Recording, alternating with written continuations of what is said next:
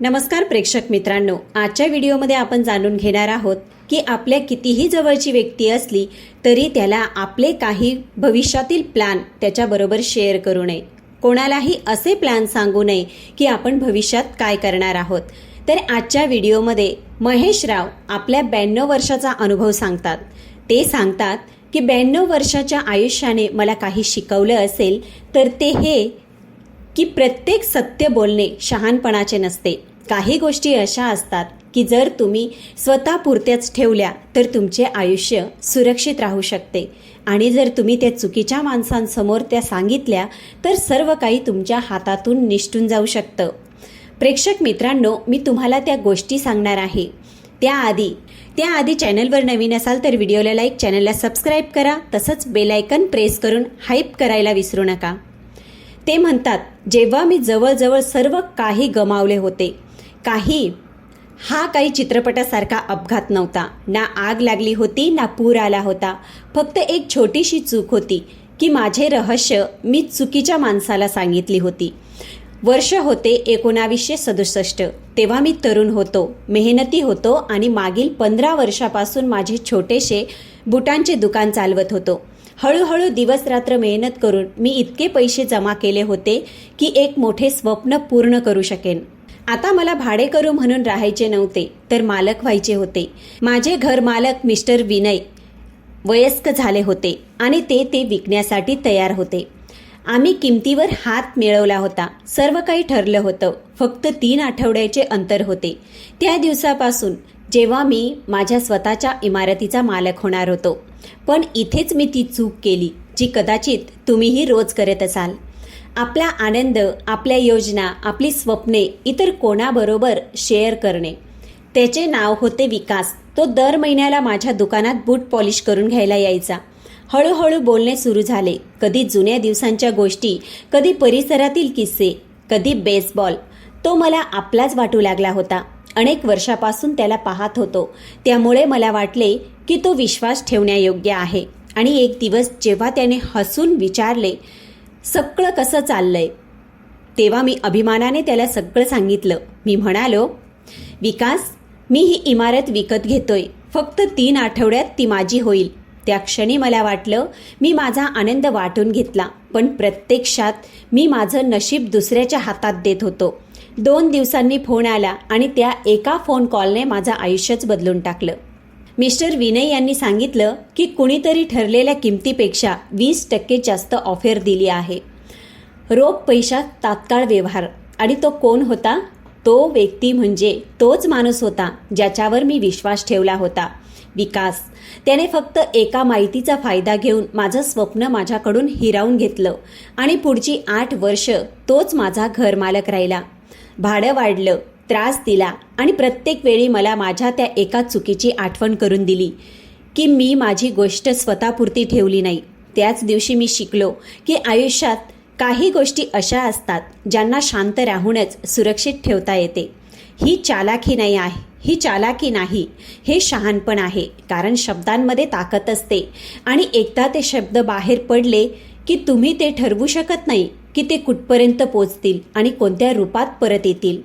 आज 92 वर्षाच्या वयात मी तुम्हाला ती 7 रहस्य सांगणार आहे जी मला खूप उशिरा कळली, पण कदाचित ती मला आधीच माहिती असती.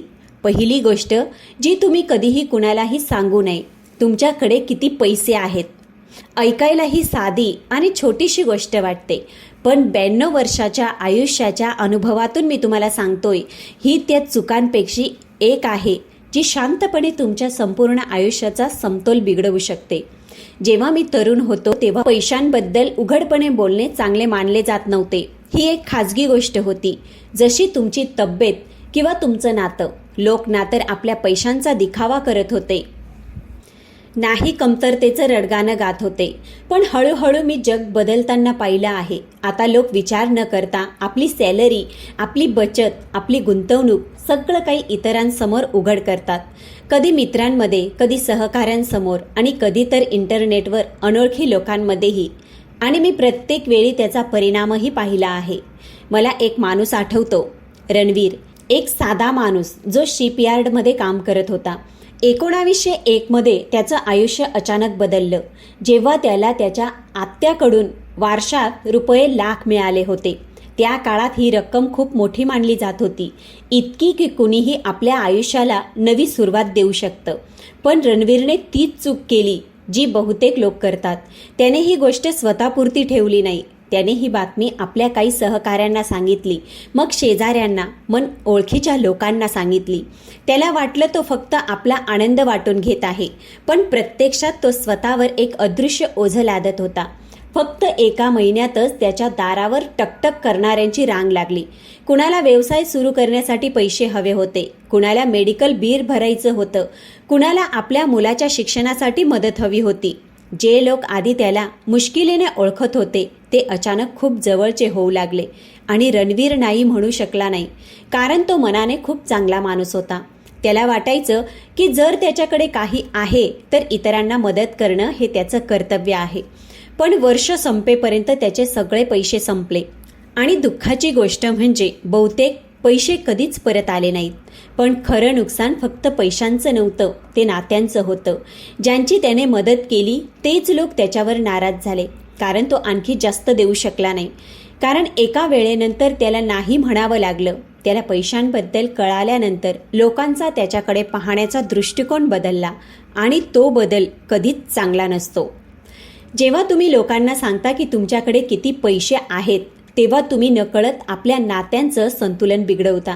जर तुमच्याकडे त्यांच्यापेक्षा जास्त असेल तर त्यांच्या मनात मत्सर, अपेक्षा किंवा हक्काची भावना निर्माण होते. आणि जर कमी असेल तर ते तुम्हाला कमी लेखू लागतात किंवा दयेच्या नजरेने पाहू लागतात. दोन्ही परिस्थितीत नातं पूर्वीसारखं राहत नाही. आणि खरं सांगायचं तर अशी कोणतीही परिस्थिती नसते जिथे तुमच्या पैशांची माहिती एखाद्या नात्याला अधिक चांगलं बनवेल. म्हणून माझा सरळ सल्ला आहे, आपल्या पैशांबद्दल गोपनीयता ठेवा. हा तुमचा विषय आहे. तुमच्या जीवनसाथीला माहीत असायला हवं, तुमच्या अकाउंटंटला माहीत असायला हवं, आणि योग्य वेळ आल्यावर तुमच्या मुलांनाही. पण तुमचे सहकारी, तुमचे शेजारी, अगदी अनेकदा तुमचे मित्रसुद्धा, त्यांना हे जाणून घेण्याची काही गरज नाही. आणि जर कुणी तुम्हाला थेट विचारलं तर लक्षात ठेवा, अनेकदा तेच लोक असतात ज्यांना तुम्ही अजिबात सांगू नये. फक्त हलकंसं स्मित करून विषय बदलून टाका. आम्ही ठीक आहोत, धन्यवाद, एवढं तुम्ही सांगा. सगळं कसं चालतं आहे, कारण तुमचं बँक बॅलन्स फक्त एक आकडा नाही, ते तुमच्या शांततेशी, तुमच्या नात्यांशी आणि तुमच्या स्वातंत्र्याशी जोडलेलं आहे. म्हणून ते जपून ठेवा. दुसरी गोष्ट जी तुम्ही कधी कुणाला सांगू नये, तुम्ही आपल्या बॉसबद्दल किंवा अशा कुठल्याही व्यक्तीबद्दल काय विचार करता ज्याच्याकडे तुमच्यावर अधिकार आहे. आता माझ्याकडे कुठलाही बॉस नव्हता, कारण मी माझ्या आयुष्यातला बहुतांश वेळ स्वतःचं दुकान चालवत होतो. पण याचा अर्थ असा नाही की माझ्यावर कुणाचाही प्रभाव नव्हता. माझे घरमालक होते, माझे सप्लायर्स होते, इन्स्पेक्टर होते, टॅक्स कलेक्टर्स होते, आणि असे अनेक लोक होते ज्यांच्या एका निर्णयामुळे माझं रोजचं आयुष्य सोपंही होऊ शकत होतं आणि कठीणही. आणि मी खूप लवकर हे समजून घेतलं होतं की ज्या लोकांकडे तुमच्यावर सत्ता असते त्यांच्याबद्दल वाईट बोलणं कधीही शहाणपणाचं नसतं, कुणासमोरही नाही. 70च्या दशकात माझ्याकडे एक मुलगा काम करायचा. समजा त्याचं नाव राजेश होतं. तो मेहनती होता, प्रामाणिक होता, पण एक कमतरता होती, तो आपल्या जिभेवर ताबा ठेवू शकत नव्हता. त्याला आमच्या एका सप्लायरबद्दल खूप तक्रारी होत्या, आणि खरं सांगायचं तर त्याच्या तक्रारी चुकीच्याही नव्हत्या. तो सप्लायर महाग होता, उशिरा सामान द्यायचा आणि असा वागायचा जणू तो आमच्यावर उपकार करत आहे. राजेशकडे रागवण्याचं कारण होतं, पण त्याने जे केलं ते चुकी होती. त्याने एकदा एका ग्राहकासमोर त्या सप्लायराची निंदा केली, फक्त मन हलकं करण्यासाठी. पण जग छोटं असतं आणि नशीब विचित्र खेळ खेळतं. तो ग्राहक त्या सप्लायरचाच चुलत भाऊ निघाला. त्या एका संभाषणाची मला खूप मोठी किंमत मोजावी लागली. मी तो सप्लायर गमावला आणि मला नवीन सप्लायर शोधावे लागले, तेही आणखी वाईट अटींवर. हे नुकसान सावरण्यासाठी मला 6 महिने लागले आणि राजेशला मला नोकरीवरून काढावं लागलं. त्यामुळे नाही की मला तसं करायचं होतं, पण त्यामुळे की मी त्याच्या निर्णयावर विश्वास ठेवू शकत नव्हतो. सत्य हे आहे की तक्रार केल्याने कदाचित काही चांगलं होतं, विशेषतः तेव्हा जेव्हा गोष्टी त्या व्यक्तीची असते. त्याच्याकडे तुमच्यावर सत्ता आहे. जर तुम्हाला खरंच काही समस्या असेल तर थेट त्या व्यक्तीशी बोला किंवा ते स्वतःपुरतं ठेवा. इकडे तिकडे सांगून तुम्हाला फक्त काही मिनिटाचा दिलासा मिळतो, पण त्याचा परिणाम बराच काळ तुमच्या विरुद्ध काम करतो. तुमचं जीवनसाथी तो एक माणूस असू शकतो ज्याच्याशी तुम्ही मनमोकळेपणे बोलू शकता. कदाचित हेच नात्याचं सौंदर्य असेल. पण तरीही सावध राहा. आपली भडास काढणं सवय बनवू नका. तक्रारींना आपली ओळख बनू देऊ नका, कारण हळूहळू तुम्ही तेच बनता जे तुम्ही वारंवार बोलता. म्हणून पुढच्या वेळी जेव्हा तुमच्या मनात कुणाबद्दल काही नकारात्मक बोलण्याची इच्छा होईल तेव्हा स्वतःला एक प्रश्न विचारा, हे बोलून मला काय मिळणार आहे आणि काय गमवावं लागू शकतं. म्हणून बहुतेक वेळा उत्तर स्पष्ट असतं. तुम्हाला थोड्या वेळाचा दिलासा मिळेल, पण तुम्ही खूप काही गमवू शकता. म्हणून आपल्या शब्दांना जपून ठेवा. राग बाहेर काढण्याचे आणखी सुद्धा मार्ग आहेत. फिरायला जाणं, मेहनत करणं, काहीतरी निर्माण करणं, पण शब्दांना आपलं शस्त्र बनू देऊ नका, कारण शब्द बाहेर पडतात पण त्यांचे परिणाम खूप काळ तुमच्यासोबत राहतात.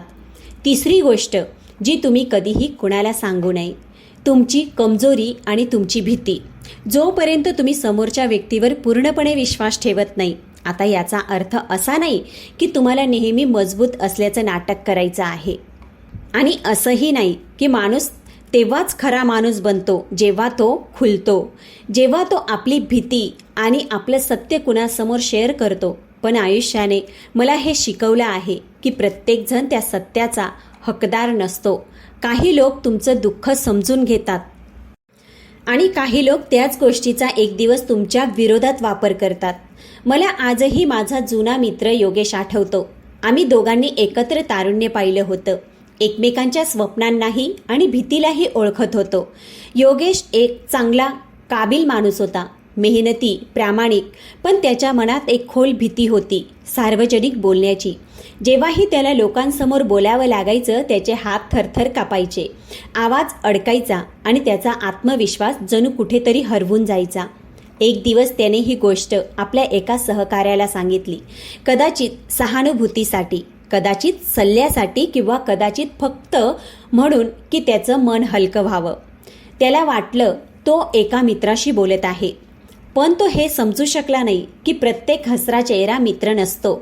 1 वर्षानंतर जेव्हा कंपनीत प्रमोशनची संधी आली तेव्हा योगेशही सर्वात मजबूत उमेदवारांपैकी एक होता.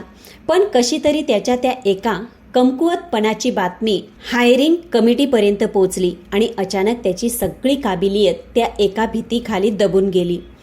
प्रमोशन दुसऱ्या कुणाला तरी मिळालं आणि योगेश तिथेच राहिला.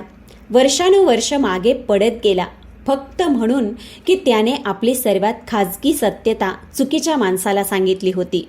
आता पहा, तुमच्या कमकुवतता आणि तुमच्या भीती या खूप मौल्यवान गोष्टी असतात. योग्य माणसाच्या हातात त्या आधार बनतात, तुम्हाला मजबूत करतात, तुम्हाला समजून घेतात. पण चुकीच्या माणसाच्या हातात या गोष्टी शस्त्र बनतात, असे शस्त्र जे शांतपणे तुम्हाला जखम पोहोचवतात. म्हणून शहाणपण यातच आहे की तुम्ही विचारपूर्वक ठरवा की कोण तुमच्या त्या आतल्या जगापर्यंत पोचण्याच्या लायकीचा आहे. एखाद्याशी आपले सत्य शेअर करण्यापूर्वी स्वतःला विचारा, ज्याने काळाच्या ओघात माझा विश्वास जिंकला आहे का? याने कधी माझ्या गोष्टी जपून ठेवल्या आहेत का? हा माझ्या भल्याचा विचार करतो का? तेव्हाही जेव्हा त्याला स्वतःचं नुकसान होऊ शकतं. जर उत्तर हो असेल तर हळूहळू खुल्ले व्हा. पण जर उत्तर नाही असेल किंवा तुम्हाला किंचितही संशय असेल तर शांत राहणंच चांगलं, कारण जोडले जाण्याचे इतरही मार्ग असतात. प्रत्येक वेळी आपले घाव दाखवणं आवश्यक नसतं. चौथी गोष्ट जी तुम्ही कधी कुणालाही सांगू नये ती म्हणजे तुमचे प्लॅन्स.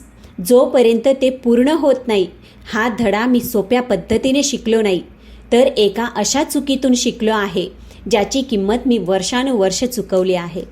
जेव्हा तुमच्या मनात एखादं मोठं स्वप्न असतं, काहीतरी निर्माण करण्याचं, काहीतरी बदलण्याचं, काहीतरी मिळवण्याचं, तेव्हा आत एक उत्साह असतो, एक अस्वस्थता असते, ती कुणासोबत शेअर करण्याची. तुम्हाला वाटतं लोक तुमचं कौतुक करतील, तुमची पाठ उपटतील, म्हणतील वा तुम्ही तर कमाल करत आहात. पण सत्य हे आहे की जसं तुम्ही तुमचे प्लॅन वेळेआधी जगासमोर मांडता तसं तुम्ही त्यांना कमकुवत बनवता. मी स्वतःच्या डोळ्यांनी पाहिलं आहे. जेव्हा तुम्ही लवकर सांगून टाकता तेव्हा 3 गोष्टी जवळजवळ नेहमी घडतात. पहिली म्हणजे तुम्ही इतरांना हस्तक्षेप करण्याची संधी देता. प्रत्येकाला तुमच्या कथेत भाग घ्यायचा असतो.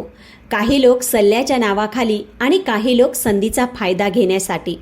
मी स्वतः ही चूक केलेली आहे आणि तिचा परिणाम तुम्ही माझ्या कथेत पाहिलाच आहे. दुसरी गोष्ट, तुम्ही अनाहूत सल्ल्याला आमंत्रण देता.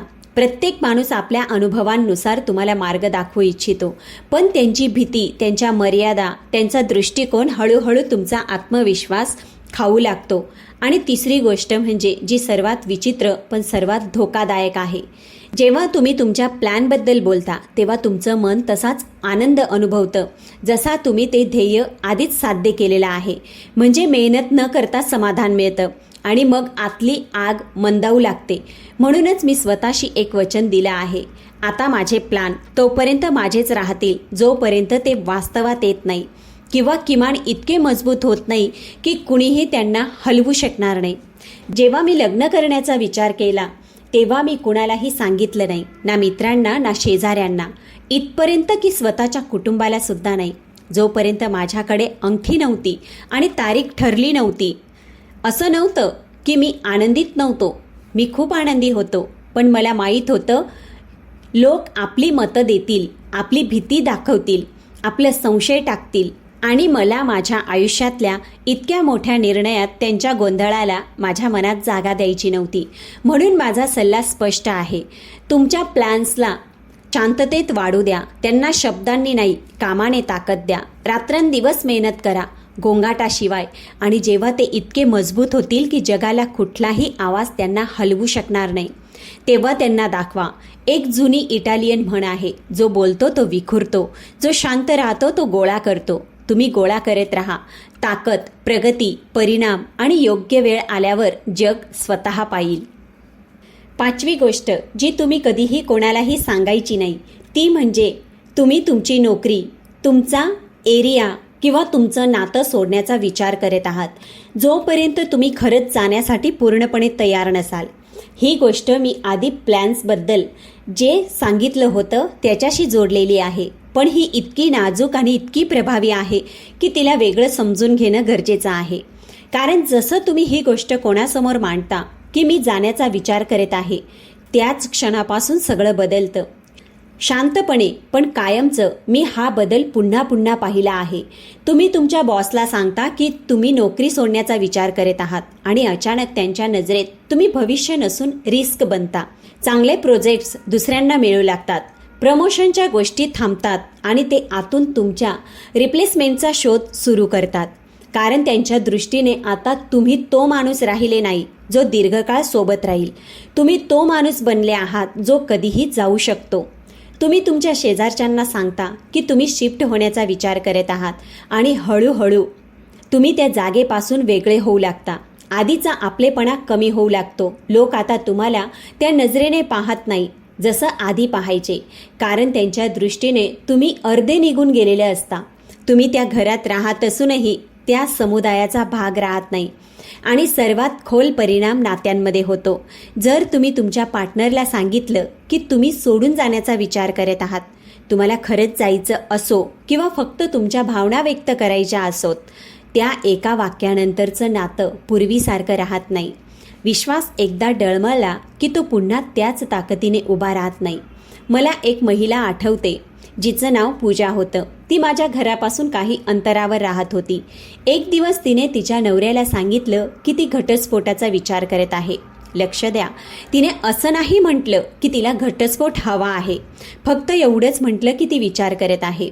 ती आतून आनंदी नव्हती. तिला वाटत होतं की तिचा नवरा तिला समजून घेत नाही. तिने विचार केला की ही एक चेतावणी असेल, एक धक्का ज्यामुळे तिचा नवरा जागा होईल, आणि काही प्रमाणात तसं झालंही.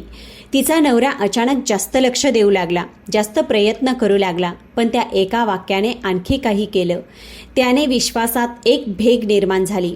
तिच्या नवऱ्याच्या मनात एक प्रश्न कायमचा बसला, ती कधीही जाऊ शकते. प्रत्येक वाद, प्रत्येक शांततेमागे तीच भीती लपलेली असायची. त्याचं नातं पुढची 10 वर्ष टिकून राहिलं, पण त्यात ती सहजता राहिली नाही.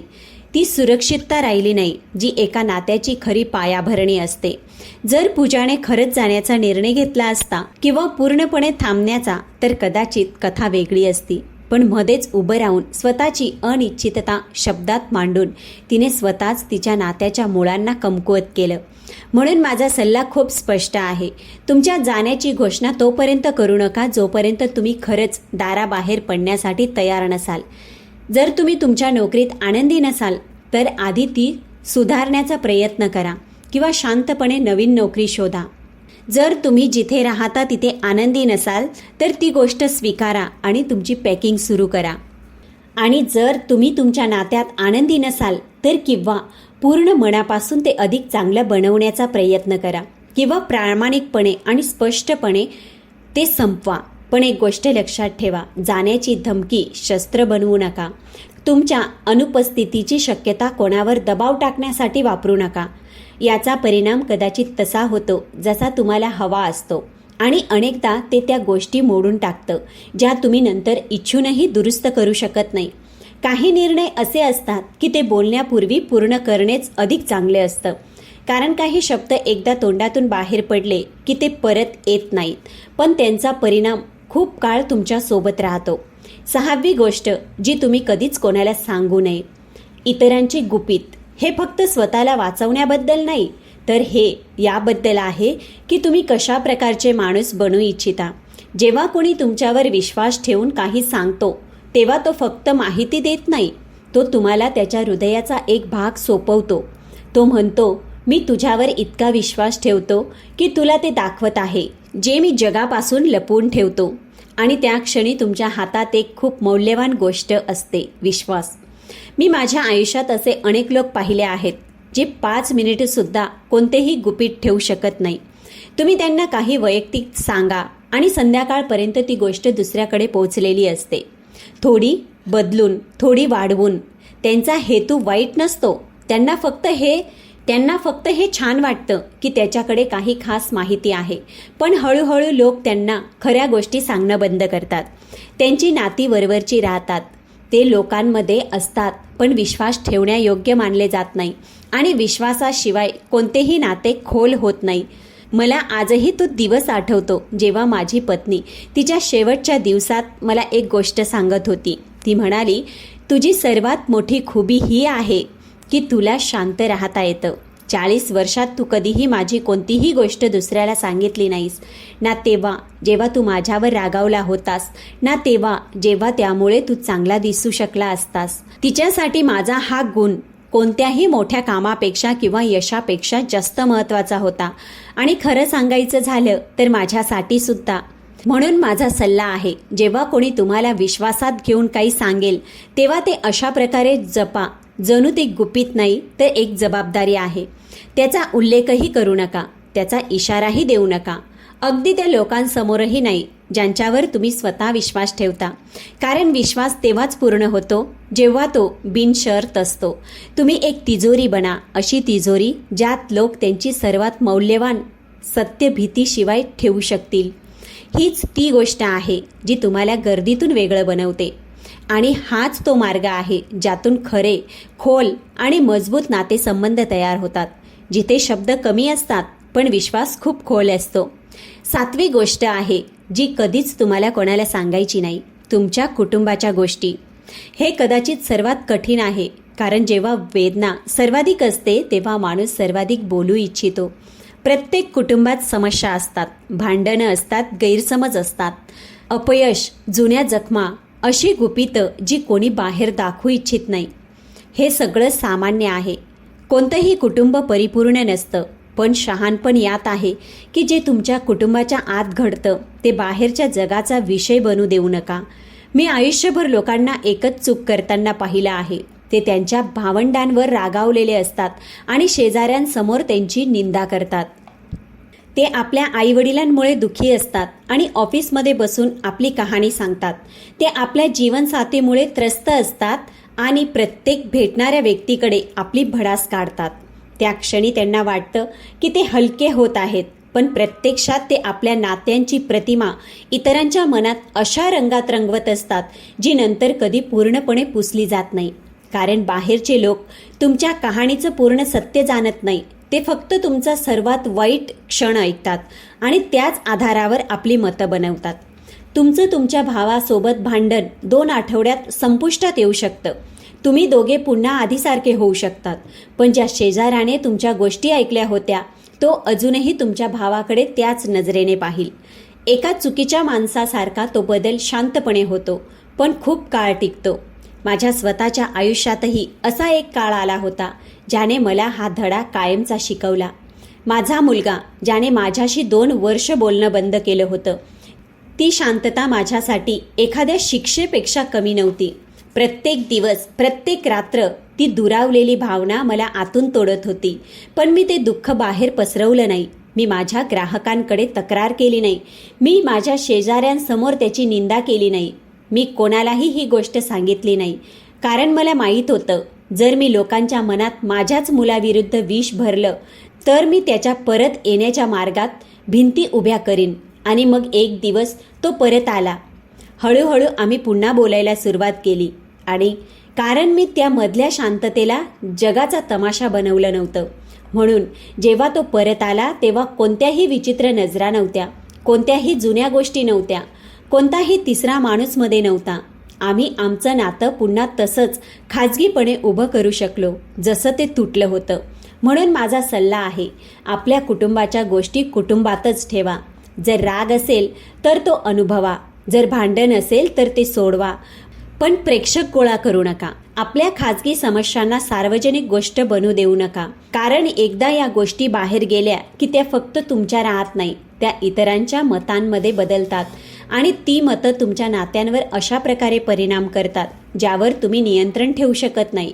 या जगात काही गोष्ट पवित्र असतात. तुमचं कुटुंब, ते तुटलेलं असो किंवा त्यात वेदना असो, त्यापैकी एक आहे. त्याचं जतन करणं ही तुमची जबाबदारी आहे. मी खूप मोठं आयुष्य जगलो आहे. मी खूप काही बोललो आहे. लाखो शब्द उच्चारले आहेत. त्यापैकी बहुतेकांचा काही विशेष परिणाम झाला नाही, पण काही शब्द असे होते जे मी आजही परत घ्यावेत असं वाटतं. काहींनी असे घाव दिले जे मी भरून काढू शकलो नाही. आणि प्रत्येक वेळी धडा एकच होता, कधी कधी शांत राहणं बोलण्यापेक्षा जास्त शक्तिशाली असतं. माझं स्वप्न हिरावून घेणं, योगेशचं प्रमोशन जाणं, पूजाचं लग्न तुटणं आणि माझ्या स्वतःच्या मुलाची शांतता, या सगळ्यांच्या मागे कुठे ना कुठे एकच गोष्ट होती, चुकीच्या वेळी बोललेले शब्द. मी तुम्हाला हे सांगत नाही की तुम्ही रहस्यमय बना किंवा लोकांपासून दूर व्हा किंवा आपल्या भोवती भिंती उभ्या करा. मी फक्त एवढंच सांगतोय, जबाबदारपणे बोला, समजूतदारपणे बोला. हे ओळखा की शब्दांमध्ये ताकद असते. एकदा ते बाहेर पडले की ते तुमच्या नियंत्रणात राहत नाही. ते लोकांच्या मनात फिरतात, तुमची प्रतिमा तयार करतात आणि ठरवतात की लोक तुम्हाला कसं पाहतील. प्रत्येक गोष्ट प्रत्येक व्यक्तीसमोर शेअर करण्याची काही गरज नसते. तुमचे पैसे तुमचे आहेत, तुमचे प्लॅन्स तुमचे आहेत, तुमच्या भीती, तुमचं कुटुंब, तुमचे इरादे, हे सगळं तुमचं आहे. ते फक्त त्यांच्यासोबत शेअर करा ज्यांनी तुमचा विश्वास जिंकला आहे, आणि ज्यांनी नाही जिंकला त्यांच्यापासून जपून ठेवा. आणि हे नेहमी लक्षात ठेवा, शांत राहणं म्हणजेच समजूतदारपणा आहे, शहाणपण आहे. कारण जे शब्द तुम्ही बोलत नाही ते कधीच तुमच्या विरुद्ध वापरले जाऊ शकत नाही. प्रेक्षक मित्रांनो, आजच्या व्हिडिओमधून तुम्हाला काय शिकायला मिळालं कॉमेंटमध्ये नक्की सांगा. आणि व्हिडिओ आवडला असेल तर व्हिडिओला लाईक, चॅनलला सबस्क्राईब अवश्य करा. चला तर भेटूया पुढच्या व्हिडिओसोबत.